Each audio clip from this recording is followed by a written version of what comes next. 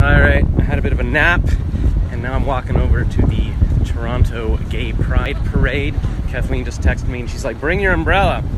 So I got an umbrella, because that must mean it's very sunny. Well, I can see that myself. And my new thing is to avoid any sun exposure at all, so I can maintain my beautiful young looks. And I'm very excited for the parade. She says that our Prime Minister Justin Trudeau is leading it. And I just saw that my friend Amy Beth, who plays Anna Green Gables, posted from there. So who knows who I'll run into. And maybe this will be finally the year that I decide, screw it, enough of this trouble with women, I'm going gay. And in which case, this is a good place to do that, because, you know, everyone will be there in one place, and the odds will be with me if I want to meet someone special.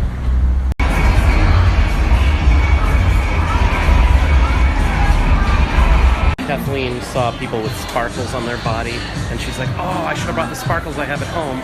And she's like, let's go to MAC and we'll like sample their wares and then put sparkles on them. So that's what she's up to right now.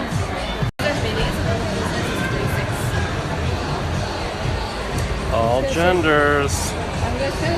Okay, we're putting on sunscreen so that the sprinkle will stick to us. She's already got a bit of sunscreen on, so they were sticking to her, but they weren't sticking to me. Look how sparkly we are. I put on a bunch of colors. Not the red and orange, though. I don't look good in those.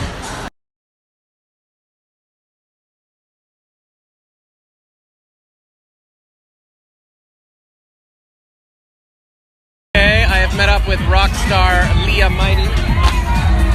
Where is she? Oh, there she is. Okay, yeah, it's a rock star. She's got her guitar. Maybe we'll have a musical interlude later. Anything to say? No, just like a lot of tongue. Love ya! Oh. Okay, we just did the dance thing, and I just got a new high score. Kathleen filmed it, so I'll show it to you. We were on this screen here, and we did that thing. Okay, Leah just got on the subway. We ate at McDonald's, and she's like, okay, Mr. Interviewer, what do you want to hear? And I wasn't really filming an interview, but I just asked her questions about her life and about her music, and she showed me her notebook with all her lyrics, and she said she has never shown that to any other interviewer, so that's, I feel honored.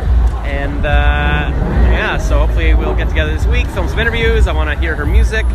She took out her guitar in the restaurant, played a little quick version of Pumped Up Kicks, and I'm like, oh, that sounds nice. We should do a duet, maybe that song, maybe one of my songs, we'll see.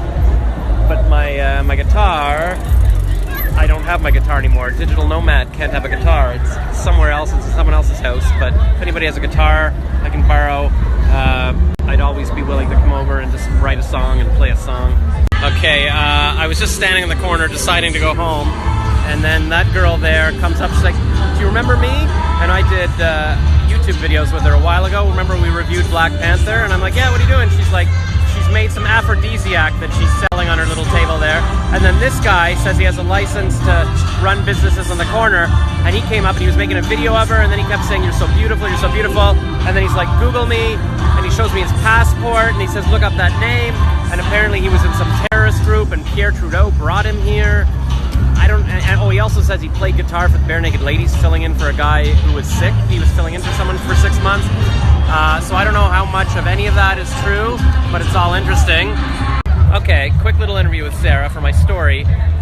Maybe I'll film an actual interview after, but she's got her aphrodisiacs. She's scientifically tested it on herself and 2 male volunteers. And if you drink it, or would it be good for a date? Like when you would use this stuff? When you want to get intimate, or when you have a partner, right? Oh, that's not me then. I've never had a partner. I don't know. You've never had a partner before? Yeah. Well, I have. All right, yes. When you have a partner, you want to take it to the next level. You know what I'm talking about? Yeah. I don't know what I'm talking about. But all right.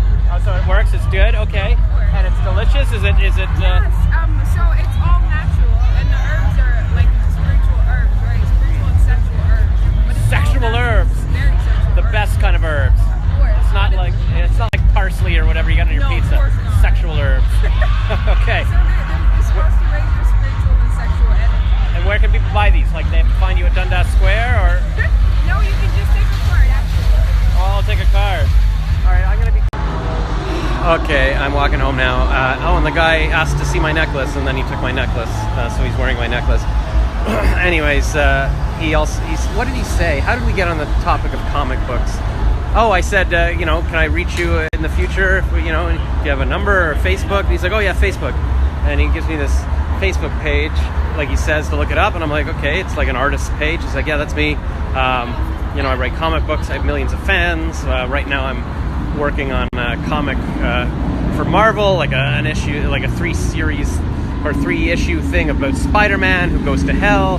And then he just starts going on about how he rewrote Wonder Woman's origin story, and he's got 600,000 messages of people mad at him, and how he came up with an idea for Stan Lee, and he wrote to Stan Lee and said, I've got this idea of what if Vikings invaded the US and then Spider-Man had stopped them, and Stan Lee was like, yes, write it. I'm like, oh, okay.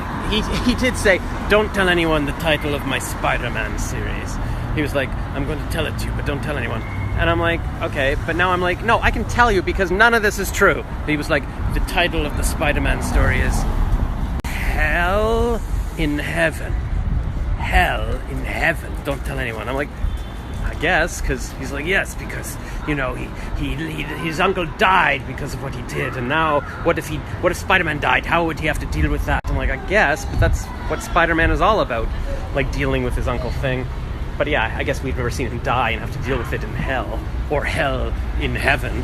And then also, yeah, I told you about the Viking things, where the Vikings invade the US and Spider-Man has to stop them, which apparently Stan Lee said yes. Oh, that's right, I just remembered. He had this other story, what if raptors, like the actual dinosaurs, not the basketball players, what if the raptors were zombies and they had to suck the blood of people? He thought that was great, and I think Stan Lee told him to write that as